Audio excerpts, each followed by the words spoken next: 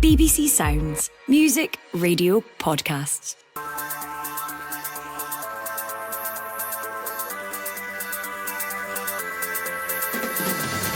Hello, I'm Gully Singh and this is the Scottish Football Podcast. It's Tuesday the 10th of December and it's time to focus on the Champions League again. And then the strike comes in, it's in! Oh, what a goal! Oh, what a goal from Dyson Maida! After a bruising battle with Club Brugge and that Carter Vickers own goal. Carter Vickers and his penalty and he's passed into the bottom corner of the net. It's absolutely calamitous. Can Celtic get back to winning ways against Dinamo in Zagreb? We'll find out what sort of opponents the Croats will be. It's more or less unprecedented. If Man City weren't in such a bad run of form, I think this would be the most surprising run in European football. And hear the latest from inside the Celtic camp. An away win at any level, but in particular in the Champions League, is it's a difficult challenge, but it's one that gives a real good feeling. So for us, yeah, it's the next step. The Scottish Football Podcast from BBC Sports Scotland. Well, pleased to say, joining me, Martin Dowden, our BBC reporter in Zagreb for the game. Martin, how are you doing? I'm very cold. It's absolutely freezing here. But anyway, otherwise, I'm fine. Yeah, I can see your rosy cheeks. Have you not managed to make it to any Christmas markets? I know you've been working hard, though. I've been very hard. I did manage to go to one supermarket. I won't name the one, and that's about it. I've been working that hard. And yeah, pleased to say as well, joining me now, Barry Robson, former Celtic midfielder. Barry, thanks for your time. No, it's all right. Sure, it'll be a good game. Looking forward to it. Yeah, Barry, I saw you a few weeks ago at the Masters. You've still got that competitive edge. Yeah, well, that never leaves you, does it? I think you go out there and you try and enjoy it, and then as soon as the game starts, the old red mist comes down again. You're just desperate to win. Oh yeah, we saw plenty of that. But yeah, lots to discuss with Martin and Barry, and we're also going to hear from Croatian journalist Juraj Vrdoljak. Before we focus on the Dinamo Zagreb game, though, Barry, you've played in plenty of European matches for Celtic. What one is your own personal highlight? I'm guessing scoring against Barcelona's got to be up there. Aidan McGeady has to deliver, goes across the park, gets away from Iniesta, clips it high, looking for Robson, oh, good header, goal! Barry Robson, stretching there, sent a looping header up and over Victor Valdez. Absolutely brilliant way to mark your first start at home for Celtic. 2 goals already for Celtic for the former Dundee United player, but one in Europe against Barcelona. That is unbelievable. Oh yeah, I mean, it's got a whole different atmosphere to Champions League nights, especially at Celtic Park. The whole place seems to grow arms and legs, if you like. It's that electric feeling, you know. As soon as you hear that Champions League music coming as well, it seems to set the fans off. And also, and with Celtic being over there in Zagreb, I'm sure that stadium will be incredible to play in. But Celtic in a right good place, and I quite fancy them. I know Zagreb have been struggling a wee bit, and Celtic are going well at the minute. Martin, set the scene for us. What's the context of this match? Well, the context is, I think it's an absolutely wonderful opportunity for Celtic to really make their mark in this Champions League group phase. I mean, they already have, but the idea that they could, in theory, gain 11 points at this stage, I think Brendan Rodgers would have bitten your hand off for that at the start of this campaign. Dinamo Zagreb are in a really bad way. Those were the words of Al Lamont in his preview piece that's on the BBC website, and I don't often agree with Al, but he's spot on in this one. Zagreb have not won in 5 games, have not won, I think, in the last 4 home Champions League fixtures, no wins at home at all, stretching back to the end of September. They are really depleted by injuries, severe injuries to key players, and their head coach, I think, after their game on Friday, a 1-1 draw against a minnow team that provoked a really furious reaction from the fans, and I think Celtic could use that. He said they only have 14 fit players heading into this tie, so Celtic on the road, as Barry, you'll know well, they often struggle. They struggle for wins. It's 2017 since their last one, but this looks on paper like the best opportunity they'll have had in a very, very long time, to put that right. Barry, you mentioned Celtic are going well, undefeated in 14 since that disaster in Dortmund. How would you assess their form overall going into this game? Well, very, very good. I think when Brendan first came in, and obviously there was Ange Postecoglou, It took Brendan time to get his influence, his ideas on the team. Obviously, he signed some new players as well. And you see that now through pre-season. You see how they performed in Europe this year. That's just come through training time, Brendan's influence on the team, the way he wants to do things. And of course, going in Europe, and Europe's always difficult. And I think when you talk about the Zagreb as well, I think they're not in a good way, as they say at the minute. But as a Champions League night, a big club like Celtic come, you never know what can happen. And Brendan will know that. But I really fancy Celtic at the minute. I think you can see all the ideas that Brendan tries to put in the team, the way they run, the way they press, the way they counter press. As I've said before, Brendan plays good football. He's not always 20 passes. He wants to cut you open quickly, and it's exciting to watch. Barry, what did you make of Celtic's last performance in the Champions League? It was a 1-1 draw against Club Brugge. Perhaps fans expected a win, but it wasn't as straightforward as that. Well, it never is in the Champions League, and I remember ourselves, we went away to Aalborg, and I think we must have had 70% possession of the game, absolutely flying in the game when it took us into the next stages, and 2 goals out of nothing can happen at that level. But I think for Celtic, I think they've got a good feeling in Europe at the minute. I do. I think they're more experienced in it. And I think Brendan's got lots of experience in it. So I quite fancy them for the game. And Martin, what's the mood like in the camp in Zagreb? I arrived here very late last night, and I have to say there was a real optimism amongst the Celtic fans travelling alongside me. It was an unusual optimism for an away trip for Celtic in the Champions League, tempered a little bit with that reality of being burned many, many times before. But I mean, as I said, what a chance this is for Celtic to really deliver something special. And as Barry's saying, the form they're in as well, and the confidence that they've gained from the campaign to date, that game against Bruges, that was a very good side. They got a point, they were up against it and delivered, and I think that will help propel them. Use that Atalanta game as well. I think it might be quite a different game. I think Celtic might have more scope to attack Dinamo, particularly in the early stages, given what I sort of referred to earlier. This crowd is ready to turn if they haven't already. And Celtic, in my mind, really have to tap into that and use it. I mean, curiously, Dinamo put out a statement following that game because of the level of reaction that they faced. The game against Slaven Belupo, I think it was on Friday, a 1-1 draw there. And the statement conceded they're in a crisis of results, as they put it. It did point to key injuries to key players, but the fact they've had to come out with that ahead of such a big game says it all, really. They are up against it, they're under real pressure, and that crowd, I think, are going to play a really big part if Celtic can use it to their advantage. Barry, domestically, a win for Celtic over Hibernian at the weekend, but they conceded a lot of chances to the bottom team in the Premiership in that one. Will that be of any concern to Brendan Rodgers? No, I don't think so. I think Hibs are sitting bottom of the league at the minute, but they're not a bottom of the league team. They have got quality players on there who can hit you on transition. Brendan will be a bit concerned maybe his counter pressing wasn't quite up at it to stop these attacks against Hibs, but I don't think that's going to bear anything on the game. I think Brendan and the team have got that feeling at the minute. They've got a real opportunity in Europe, and they've got a real chance to go and get to this next stage. I know it's not easy in that. I think you've got to finish 9th, is it, to automatically go through in there? And then if you don't, obviously you're in the playoffs. So it's a real big opportunity for Celtic, and I think they know it. Yeah, Barry, surprisingly, Kasper Schmeichel, he was man of the match in the Hibernian game. Do you expect him to be busy in Zagreb as well? And how impressed have you been with his performances so far in a Celtic shirt? He's done fantastically well. He's a big personality. He's managed to cope to play at Celtic Football Club. You get a lot of top players can go to Celtic and Rangers and struggle because of the demands and the expectation of the football clubs, but he's a big personality, big character. And Brendan knew him well, and Brendan knew, taking him in, that he could handle that. And he's just fitted in seamlessly, and he's done really well for them so far. And it wouldn't surprise me if he stays another year, but no, that's not going to be an issue. The experience will take him through. Martin, Celtic currently on 8 points, Dinamo Zagreb on 7 with wins against Slovan Bratislava and RB Salzburg, and a draw with Monaco. How tough a place is it for away teams to go to? I think the results suggest it isn't, but I think in reality it definitely is. I think it will be quite an intimidating atmosphere. You're right. The results they've got have been on the road, Slovan Bratislava and RB Salzburg.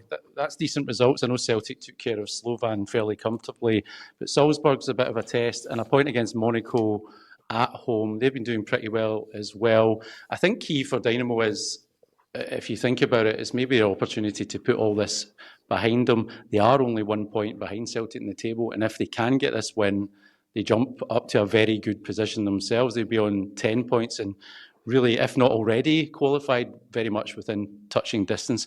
Their issue, I think, also is they've got two really tough ties to follow this Celtic game. I think it's Arsenal and Milan to follow. So you would imagine they're looking at this one and thinking, this is the one we have to win, and that might have a bearing in how they approach it as well. Yeah, Barry, 2 games to go, as mentioned. After this one, it's home to Young Boys and away to Aston Villa. Would Brendan Rodgers take a draw in Zagreb if you offered him it? I'm not sure, not at the minute. Let's say I'm contradicting myself a little bit here. You've got a team as a wounded animal, always dangerous. And as I said, there's that Champions League always brings out something special in teams. And Celtic, we hope, and that's not Zagreb. But when Celtic are looking at it, to play Young Boys at home and Zagreb, the way things are going at the minute, to pick up 6 points, what a chance. And I know they've got Villa after that. But if they can pick up that 6 points, what a chance to put themselves. What a great opportunity. And Martin, we've seen plenty of squad rotation from Brendan Rodgers. Can we expect to see a lot of changes for the starting lineup for Celtic in this one? Will Carter Vickers and Kyogo come back in? I'd imagine so. I think Carter Vickers is an absolute stick-on to come in, but the nature of this season is, or has been, that Brendan Rodgers has been able to pretty much put anyone into position, particularly at centre-half. Trusty, quite a slow start, but he's really come on, and the competition in there with him, Scales and Carter Vickers means that you can almost play any of them, but I think Carter Vickers obviously stands out as the main man, particularly for a game like this. I would imagine Kyogo probably will start, and there will be changes around that midfield as well. But again, it seems at the moment that no matter who Brendan Rodgers puts in, they all know what they're doing and they all deliver to a very high standard. So it'll be really interesting to see what he goes with. And I think, touching on what Barry said there, the idea that they have Young Boys next as well, rooted to the bottom of this table, it is an amazing opportunity. It's not just this game. Celtic know they're odds-on favourites. There's no givens, obviously, at this level. But against Young Boys, you would expect them to take the 3 points in that game, and that's not normal in the Champions League. So the idea that they have the opportunity to get to 14 potentially, and then you're knocking on the door of that top 8, which would be absolutely remarkable. But it's a realistic opportunity. Barry, who would you go with in the midfield? It's a hard one because what people need to realise, they've got a cup final coming on Sunday. So that's Brendan's dilemma will be the best thing that's happened for Celtic and Brendan, obviously after his first season. When he comes into the second season, he's got a lot more settled a team. And you can see the way they've rotated, especially when they've played league games and they went into their European games. It's a slightly different rotation just now with the cup final coming, because it's a game that Celtic are going to want to win the cup final as well. So it's too hard to call the way Brendan is going to call it. It's probably his hardest decision to date of who he goes and who he rotates with, because, as I said, to really put a marker down and qualify for the Champions League, but you need to win a cup final. And it's going to be a tough decision for him, but the experience, he knows it. Listen, we don't know who's carrying a wee knock or a wee niggle. There might be some of that coming. I think your standouts, Callum McGregor plays every game. You know, he will do that. Hatate, I mean, there's a few different ways that could go. It'll be interesting to see. Yeah, Barry, just to pick up on what you were saying there about the dilemma of selection between now and the cup final, how big a help is it to have the game on the Tuesday night and have that additional time to prepare? And would that severely impact you if you were picking the team in terms of who plays against Dinamo? That advantage of 2 days basically is massive. But I know Rangers are going to be at home, which will it takes the travel out. It's the travel that can really go against you. I think when we were in Aberdeen last season, we were Thursday to Sunday all the time, and the Sunday game was a real one to try and get that pick up and lift. So I think that's going to, and especially for Rangers, with Spurs game, that's going to be electric. It's like a battle of Britain sort of thing. The players are going to be up, and it's going to be really the emotion that comes out in that game to take it away from your players on the Sunday. So it is an advantage for Celtic, a real advantage. I did it as a manager, I did it as a player, and it's difficult to do that turnaround from a Thursday to a Sunday. It has been proven many a time. So for me, I think it's a real good opportunity for Celtic. And Rangers will be privately. I'm sure their staff will be thinking, they've got an extra day or two on us here. Well, Barry, just lastly, let's get a quick prediction. How do you see the game going? Oh, I think Celtic are going to win, and I think they'll win 2-1. So what sort of opponents will Dinamo Zagreb be? To find out, I've been speaking to Croatian journalist Juraj Vrdoljak. Firstly, no wins in 5, and there's all sorts of reports of Dinamo Zagreb being in crisis at the moment. What sort of form are they in ahead of this game? Well, as you said, basically, it's more or less unprecedented. If Man City weren't in such a bad run of form, I think this would be the most surprising run in European football as far as the stature of the club and the results are in the domestic championship are to be considered. Dinamo Zagreb are really a powerhouse of Croatian football, and to see them being without a win in 5, scoring only once in the last 3 games, it's a very, very underwhelming situation for them. Nenad Bjelica, the head coach, just held a press conference ahead of the game against Celtic, and he stated that he will be having 15 professional players at his disposal tomorrow, and he's not lying. That it's a very dire situation in terms of the injuries that plagued the dressing room in Zagreb.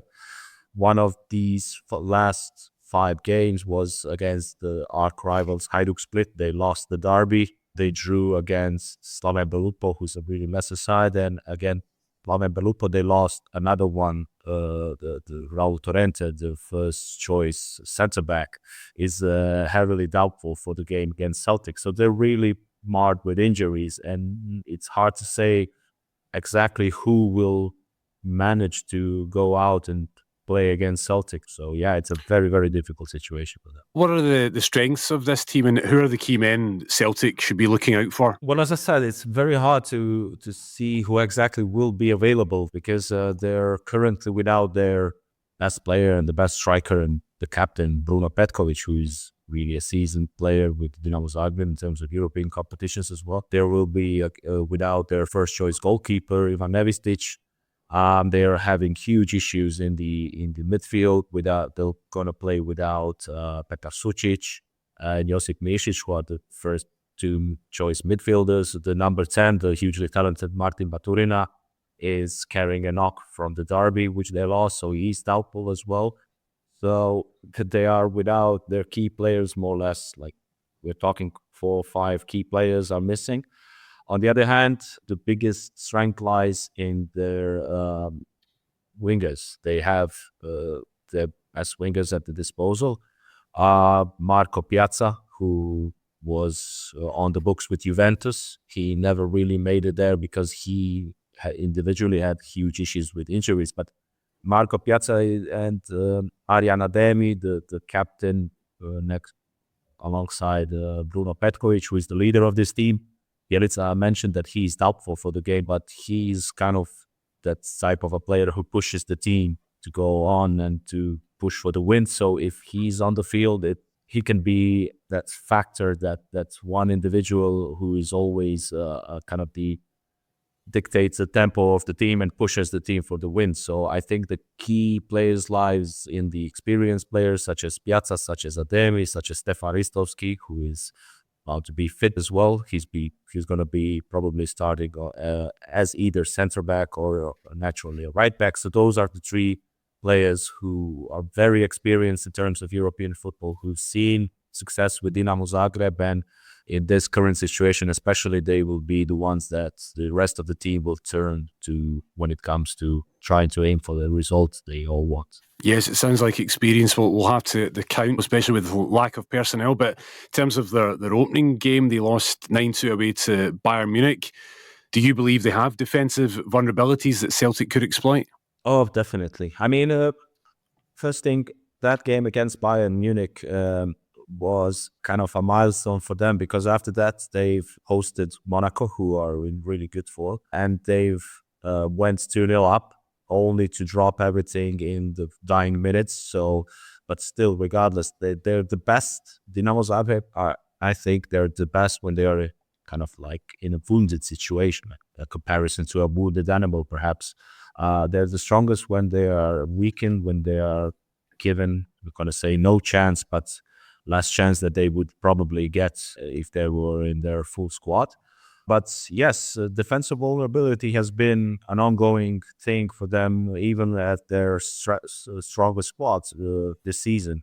They cannot seem to kind of put things together in terms of defensive transitioning, and that's where Celtic has their strengths. So I think if Celtic wants to get something out of this game, wants to exploit, they'll have to exploit the defensive transition. They'll probably have to give the ball away at some point to Dinamo Zagreb. They're going to try to lure them out because Dinamo Zagreb, especially in Europe, are very, very dangerous at counters. So where I see the chance for Celtic to take everything from this game is just to try to give the ball away. I know that isn't the most popular thing to do, but the state of Dinamo Zagreb as it is, I think the defensive transitioning is their biggest weakness, and that's where Celtic will have to do their best to exploit it. And Juraj, how do you think the game will go?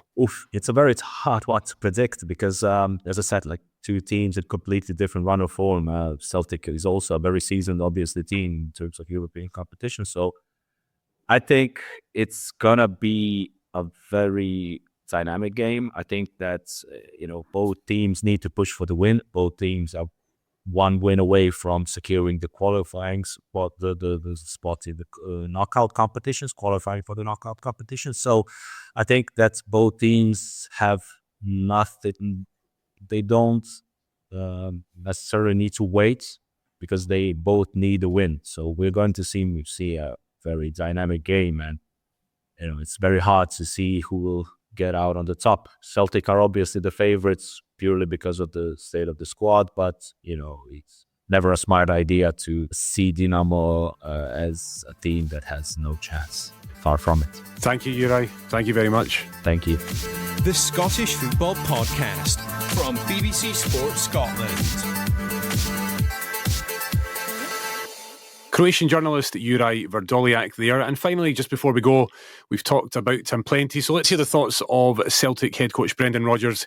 He's been speaking to the media ahead of the match. Well, obviously, in the first number of games done very well, and now we have a great opportunity tomorrow evening. So yeah, we're excited by the chance. But at this level of competition, no matter what some teams may do in their league format, that the Champions League is always something that really gives a team an extra motivation. So for us, we're prepared for a really difficult game, but we also want to make it really difficult for them also.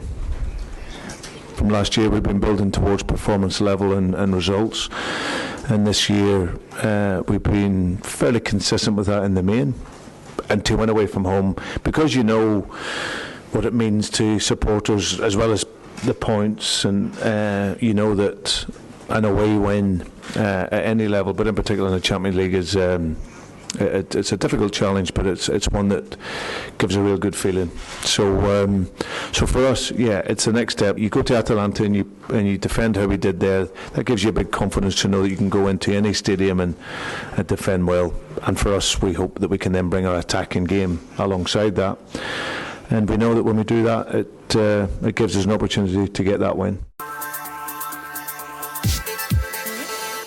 Brendan Rodgers there. That's all we've got time for. Many thanks to Martin Dowden, Barry Robson and Juraj Vrdoljak. And thank you for listening. You can hear full live commentary of Dinamo Zagreb versus Celtic in the Champions League on Sportsound on BBC Radio Scotland Extra. The programme starts with the big match build-up from 5 o'clock. There will also be comprehensive coverage and live updates on the BBC Sport Scotland website and mobile app. I've been Gully Singh. This is the Scottish Football Podcast. I'll be back soon. Enjoy the midweek European action. The Scotland Rugby Podcast is now available every Tuesday. Join me, Andy Burke and Tom English. Just head to BBC Sounds and subscribe to the Scotland Rugby Podcast. It's just seismic stuff. There's bucket hats as well. Oh really? Yeah. Is this a rugby podcast or is this a fashion podcast? Why can't it be a bit of both? Rugby. Let's get on to rugby. There's a lot to be excited about. Today's guest, John McGuigan. Clubs are at the absolute bedrock of everything Scottish rugby's about. The Rugby Sportsound Podcast from BBC Radio Scotland. You cannot help but be so excited. It's going to be the centre of the rugby universe. BBC Sounds.